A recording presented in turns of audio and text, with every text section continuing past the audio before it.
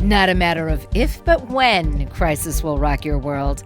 I'm Roshini Rajkumar, crisis strategist, licensed attorney, and host of The Crisis Files. In each case file, we explore a hot topic with people who bring us unique angles from the inside. Crisis Squad member Steve Silton is in the studio. Steve is a business, entertainment, and sports attorney with Cozen O'Connor, a national law firm based in Philadelphia. And he's our guy on the law.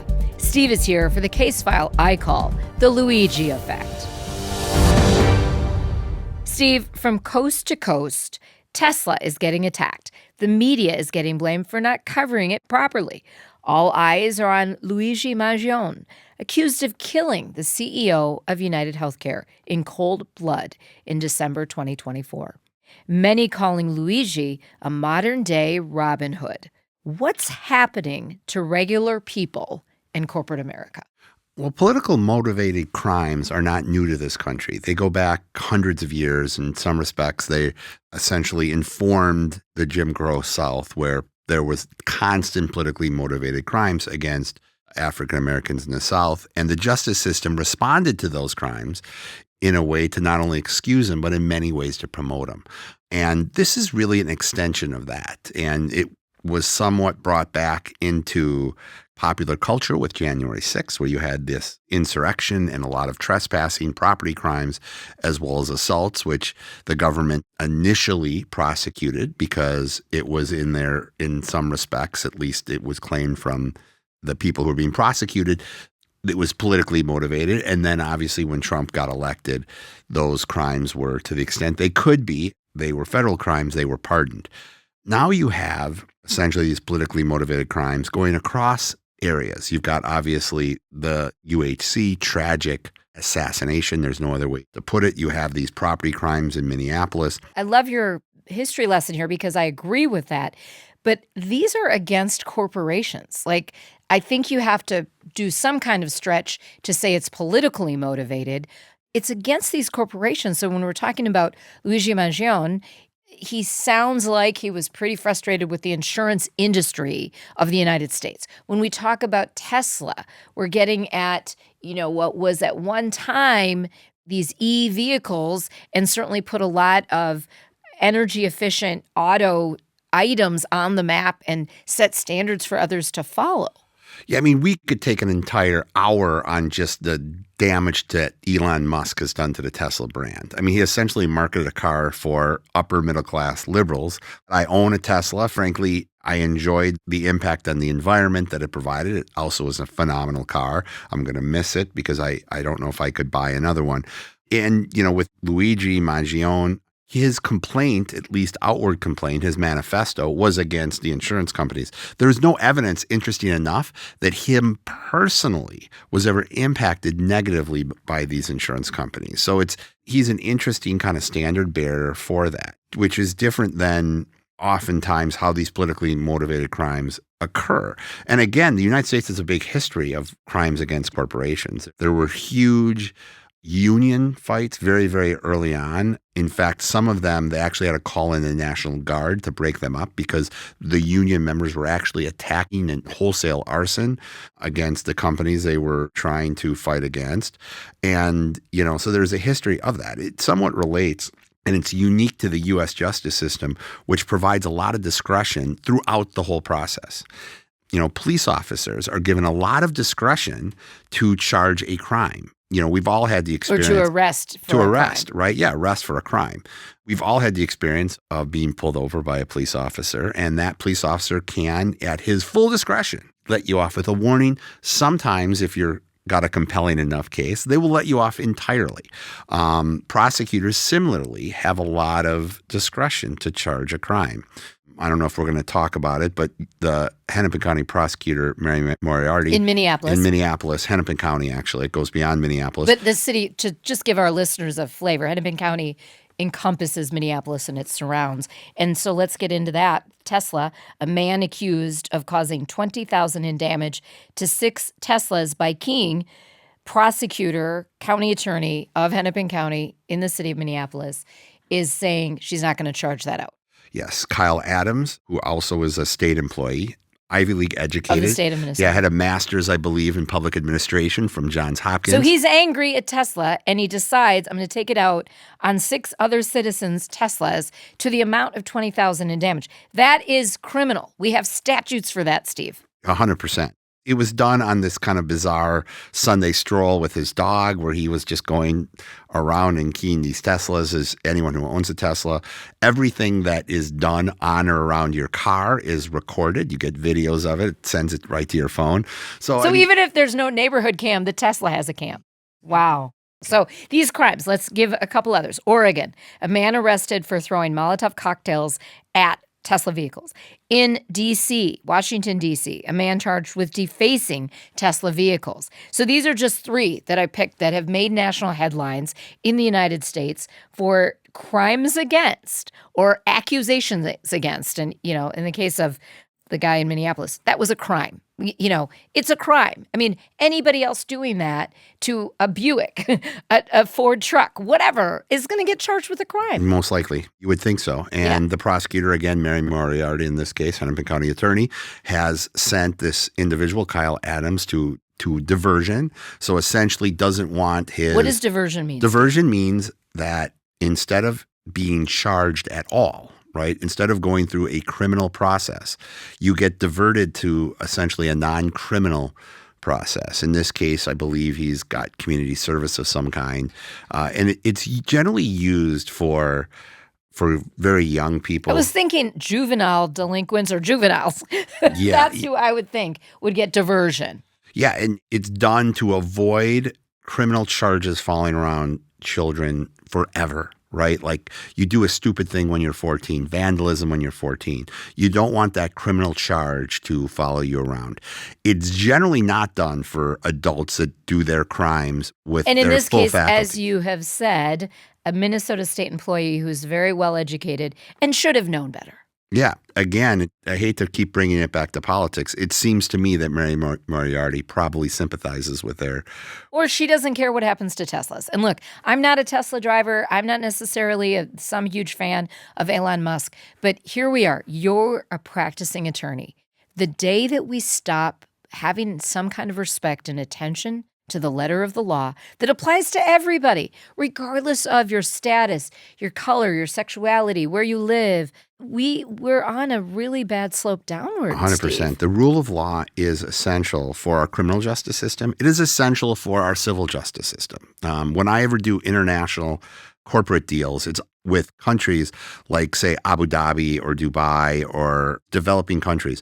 They're always very clear that we believe in the rule of law. And the reason for that is very simple. If you don't have the law to rely on, companies can't transact business, right? Similarly, people don't know how to act in civil society if they don't know the rule of law applies to them. So I do believe we're in a very, very dangerous situation. And I think it applies across political spectrums, whether it's January 6th, whether it's Kyle Adams in Minneapolis damaging Teslas on his morning walk with his dog. It's incredibly dangerous. In many respects, our country is in a crisis. Well, yes. Well, that's very true. Let's go back to Luigi for a moment. So he has now been charged, state charges of murder in New York and Pennsylvania. Near the end of April, federal murder and stalking charges came down.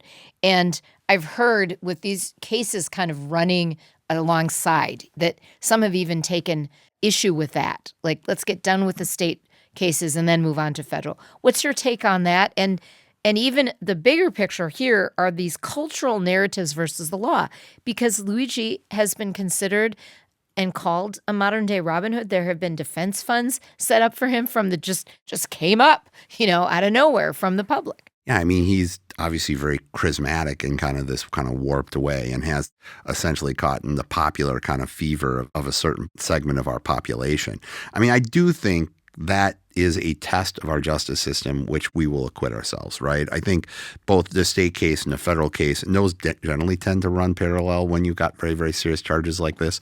If you want to remember back to Derek Chauvin, he was prosecuted in the state case and the federal case came later. They kind of kept that in their back pocket. God forbid something had happened on the state level. It's quite possible, and I am hopeful, obviously, that, the rule of law won't get bent when it comes to capital murder, which this was. I mean, this was premeditated murder where he essentially was stalking this individual.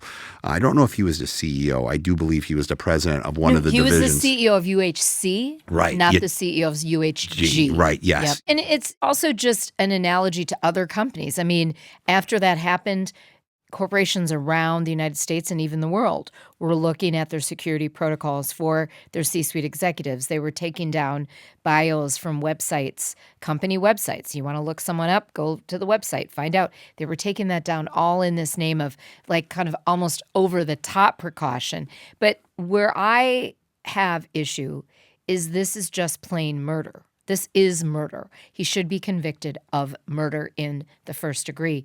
You can still talk about the insurance system and claims and problems. We all have had some of our own situations of denied claims or you have to have appeals. That's a whole different argument. And I'm frustrated that the media let kind of this modern day Robin Hood thing is going a little crazy. Also, UHG, the living CEO of UHD, did a column for the New York Times. I'm sure it was created by his PR team of some kind. And it was very, I think, poorly done because he kind of blended these two worlds of murder and the insurance, started talking about we really do care about our customers and we want to. It's like you can't talk about them together in that way. You can't mesh them in that way. So that was a PR fail as far as I'm concerned, the reaction UHG had to the death of their colleague. You've got to separate kind of the lack of trust in our insurance system, which I think UHG and UHC kind of exemplify, which is another problem in some respects, a national crisis, and our response to capital murder. Capital murder is just what we saw there. You can't get a better example than that. They caught it on video. It was the stalking. Poster child, sadly, for capital murder. Yeah, for an assassination. It could have been essentially in a mafia movie in a certain respect. You can't justify the lack of sympathy for that by saying we are not as bad of a company as you think. It just doesn't matter. The reality is no matter how bad of a company you have, we've got a system that's supposed to work. So if UHC or UHG is acting inappropriately, there are a lot of lawyers in this country who are going to try to hold them accountable. And we've got a lot of lawmakers who should pass laws to essentially curtail their powers to the extent that they're larger than they should be. And those are mostly in the civil domain for the most part. And the kind of the tragic irony is that all it's really doing is making the C-suite and frankly the middle managers at these companies more cloistered, right? Because they're going to put very serious security profiles. They're going to stop flying commercial and start flying private. They're going to stay, outside kind of the mainstream hotels. Like, it's not helpful. When people get scared, they essentially retreat, and it stops kind of the robust debate and people communicating. So I don't think it was a particularly well thought out crime if it was politically motivated, and I certainly don't think it's going to have any impact at all. And Luigi has a very high-profile defense attorney. It will be interesting. Just the lawyer in me is curious as to how these trials, right, if both do end up going to trial, will end up being. Let's talk about the media.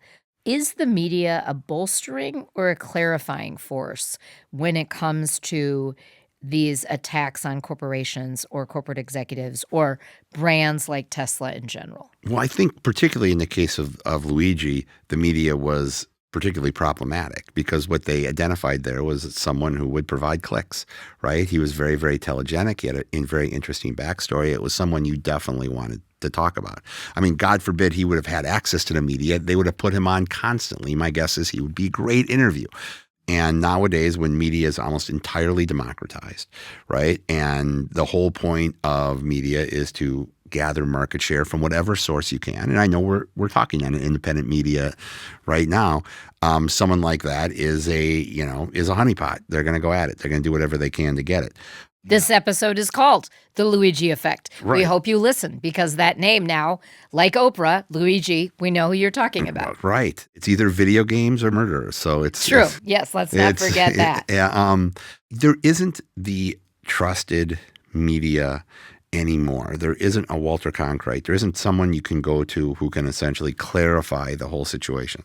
And there's been a lot of argument. Obviously, the alternative media and the rise of the Joe Rogans and the Dave Smith and all these individuals for a long time said, listen, all the institutions have failed us.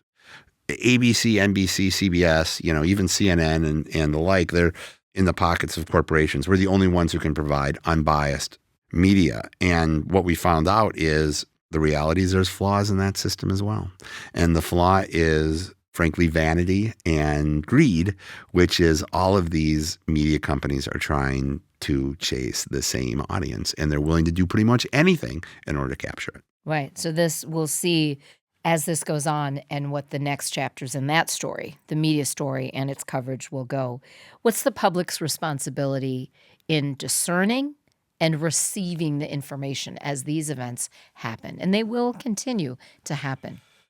I mean, I think the public, just to be honest, sometimes just has to recognize what reality is and call it out for what it is, right? I mean, murder is murder, right? And that's where the story should end in some respects, right? This individual assassinated another human without justification. It's a real boring story. And I think if the public, frankly, could, kind of stop their outrage meter on all sides and just get back to what makes us all humans, right? Which is the respect for each other. One of that basic respects is human life. Maybe we can lower the volume of a lot of what's going on. And, you won't have this kind of popular psychosis when it comes to some of these stories. Right. Lowering the volume. Very important. Well, as always, Steve, thank you for the insights. Connect directly with Steve on LinkedIn and X at Steven Silton. Today's case file is powered by Huntington. Huntington, home of early pay. You could get paid up to 2 days faster, and there's no cost.